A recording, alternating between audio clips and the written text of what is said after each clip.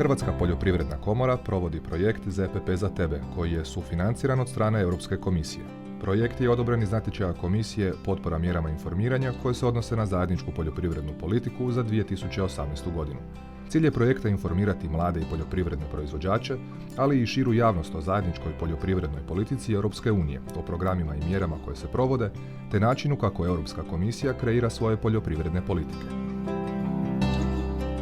Mini mljekara Veronika jedan je od uspješnih projekata financiranih iz Europskog poljoprivrednog fonda za ruralni razvoj, programa ruralnog razvoja Republike Hrvatske za razdoblje od 2014. do 2020. godine, a koje je Vijeće za odabir projekata u sastavu predstavnika iz Ministarstva poljoprivrede, Agencije za plaćanje u poljoprivredi, ribarstvu i ruralnom razvoju, Agronomskog fakulteta Sveučilišta u Zagrebu te Hrvatske poljoprivredne komore odabralo za predstavljanje.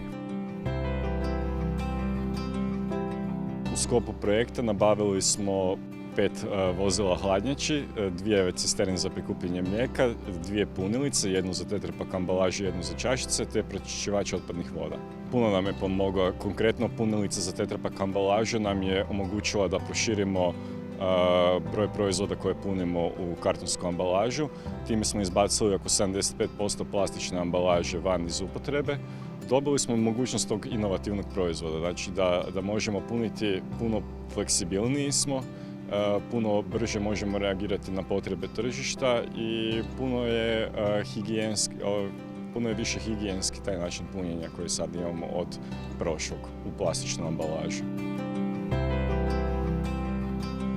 Kamioni koje smo nabavili su puno učinkovitiji od kamiona koje smo primali, konkretno zamijenili smo kamione sa Euro 2 i Euro 4 normom na Euro 6 normu, znači M je manja potrošnja, M je manje zagađenje zraka koje kamioni uzrokuju. Ovi kamioni koje smo nabavili u sklopu mjere su nam puno olakšali prikupljanje, to svakodnevno, jer to mora biti pouzdano prikupljanje. Znači svaki dan mora jednako raditi i sa ovim kamionima smo to uspjeli postići. Projekt vrijedan nešto manje od 10 milijuna kuna prijavili su na mjeru 4.2, potpora za ulaganje u preradu, marketing i razvoj poljoprivrednih proizvoda, provedba operacija 4.2.1, povećanje dodatne vrijednosti poljoprivrednim proizvodima. Bespovratno su dobili više od 4,5 milijuna kuna, a uz ranije navedene punilice i kamione, sredstva su uložili i u novi pročišćivač voda.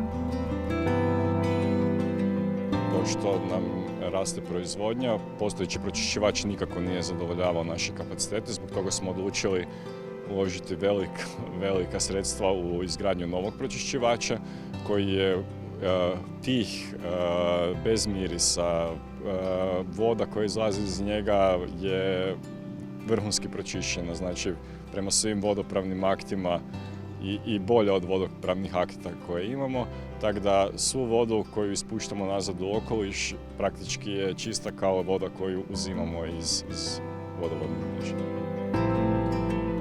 Zahvaljujući sredstvima iz europskih fondova i unapređenju poslovanja kojeg su im omogućila ta sredstva, u mljekari planiraju i razvoj novih proizvoda. Trenutno smo fokusirani na razvoju novih vrsta sireva, polutvrdih i tvrdih. Razmišljamo i o brendiranju baš pravog zagorskog sira, s obzirom na našu kvalitetnu sirovinu, to nam ne bi trebao biti problem proizvesti. Isto tako razvijamo sirutke sa voćnim okusima, tako da imamo u pripremi novi okus limun bazga. Mljekara koja je započela s radom 2000. godine kao prva i još uvijek jedina mljekara na području Krapinsko-zagorske županije, zahvaljujući sredstvima iz europskih fondova, modernizirala je i povećala proizvodnju, kao i broj zaposlenih.